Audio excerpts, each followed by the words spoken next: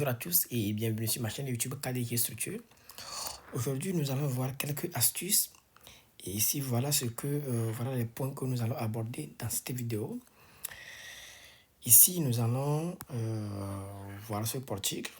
Et ce que nous allons voir ici, c'est de voir quelle est l'astuce. En fait, voilà. Dans cette vidéo, je vais vous montrer les astuces qui vont vous permettre de déterminer la lune de la déformée de cette structure.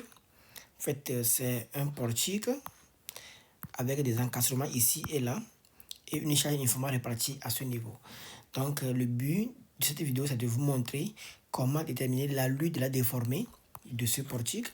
Ensuite, déterminer les zones tendues sur le portique. Et enfin, tracer le diagramme du moment. Le diagramme du moment que je vais tracer ici, en fait, c'est justement pour avoir une idée.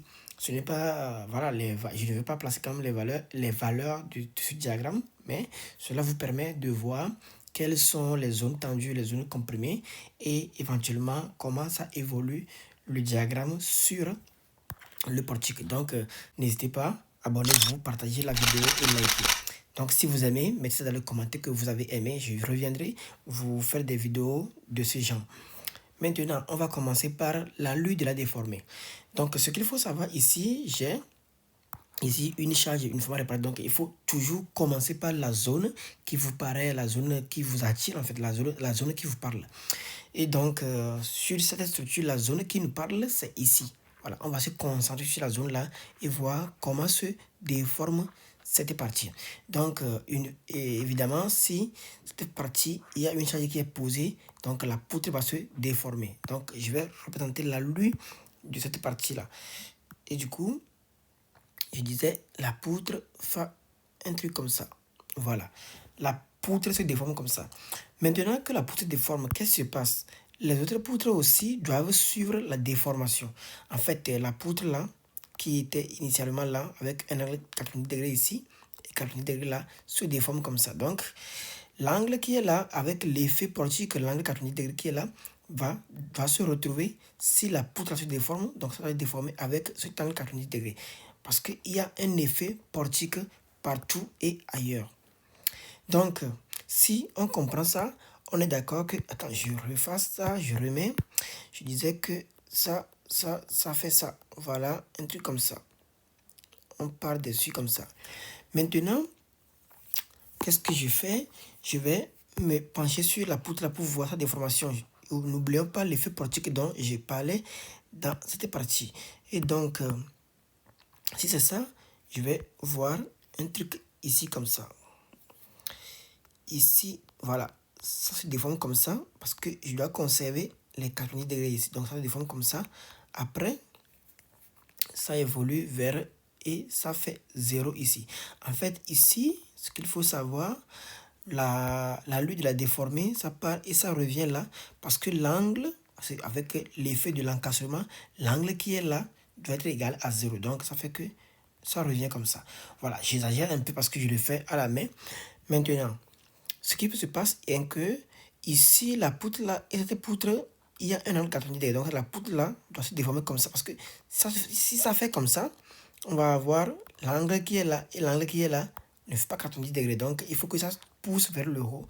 Du coup, c'est comme la poutre là fait comme ça. Voilà. Donc, c'est le principe.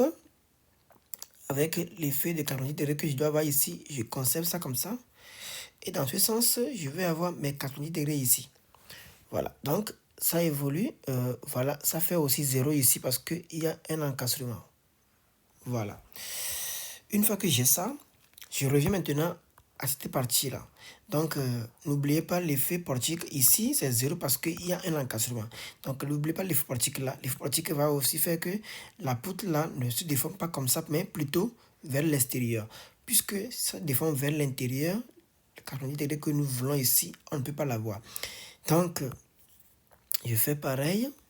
Je commence comme ça et je vais en bas. Voilà.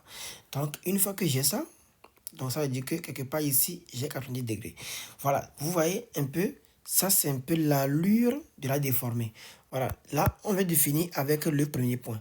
Le deuxième point, maintenant, c'est d'identifier les zones tendues sur l'élément. Les zones tendues ici, en fait, on est d'accord que si la poutre là, avec ce chargement, la poutre là fléchit comme ça veut dire que le bas est tendu ici.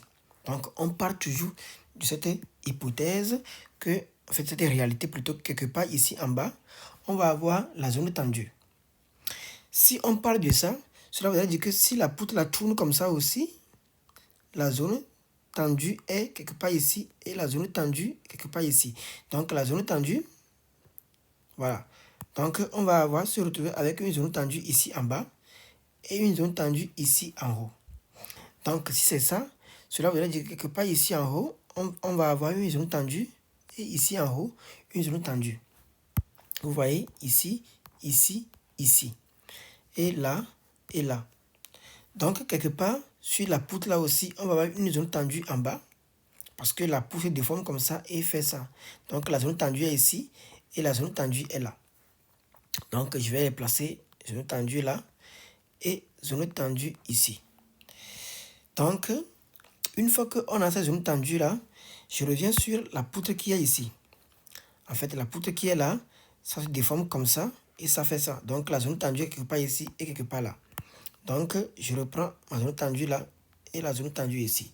Une fois que j'ai ma zone tendue, en fait, une fois qu'on a identifié les zones tendues, maintenant on peut passer à la lutte du diagramme du moment.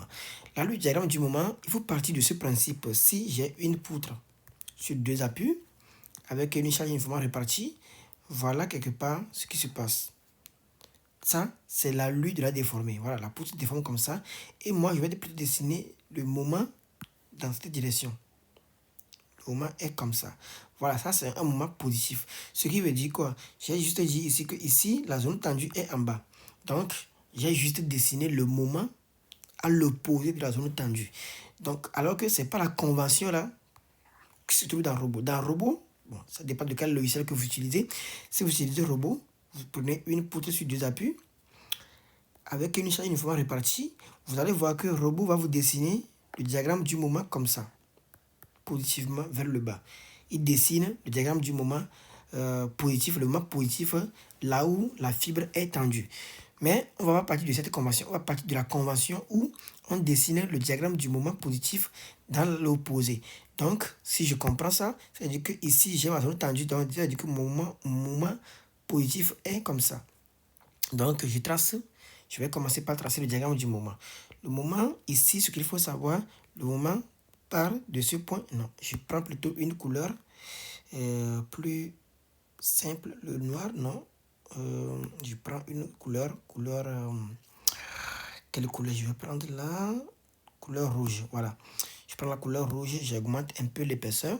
Donc là, je vais avoir un moment qui va comme ça. Ça part du moment d'encastrement ici et ça va. Ici, c'est un moment positif. Et là, c'est un moment qui est négatif. Voilà, le moment vient là. Ici aussi, on peut dire que le moment repart de moins. Ça repart de là. Et comme ma zone tendue est ici, donc le moment va venir quelque part là. Donc ça repart de là et ça vient ici. Voilà. Donc vous allez remarquer que la zone tendue est ici. Le moment part depuis le bas. La zone tendue est ici, le moment est là. Et la zone tendue est ici, le moment vient en bas. Donc on revient à ce moment qui fait comme ça. Maintenant, sur les autres parties, la partie là, qu'est-ce que je fais? C'est le même principe dans le sens où ma zone tendue est là, donc mon moment part du bas, et ma zone tendue est ici, mon moment part du haut. Donc, il faut justement relier quoi? Voilà, partir de là et là. Bon, ça c'est linéaire, hein? Ça, vu qu'il n'y a pas de charge dans la zone, donc le moment est linéaire. Voilà. Maintenant, sur ce portique, sur cette barre, sur la barre là, la zone tendue est ici, donc le moment va être là. La zone tendue est ici, donc le moment va faire un truc comme ça. Donc, si vous voyez, voilà un peu la lue du diagramme du moment. Le moment, ça part de plus, ça va à moins, ça quitte de moins, ça va à plus, ça revient à moins, et ça part de moins, ça revient à plus, ça part de moins et ça revient à plus.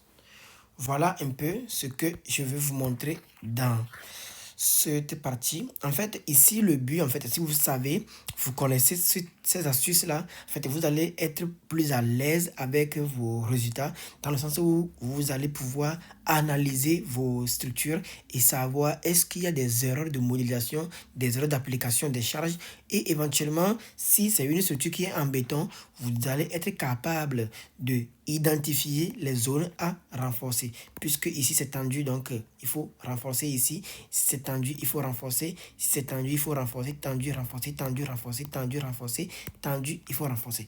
Tendu, il faut renforcer. Donc voilà un peu, si vous avez la notion de la zone tendue, voilà, vous allez pouvoir faire tout ce que vous pouvez avec la restante des matériaux. En tout cas, je suis arrivé à la fin de la vidéo. Si vous avez aimé, partagez, likez et abonnez-vous surtout à la chaîne pour ne pas manquer des vidéos comme celle-ci.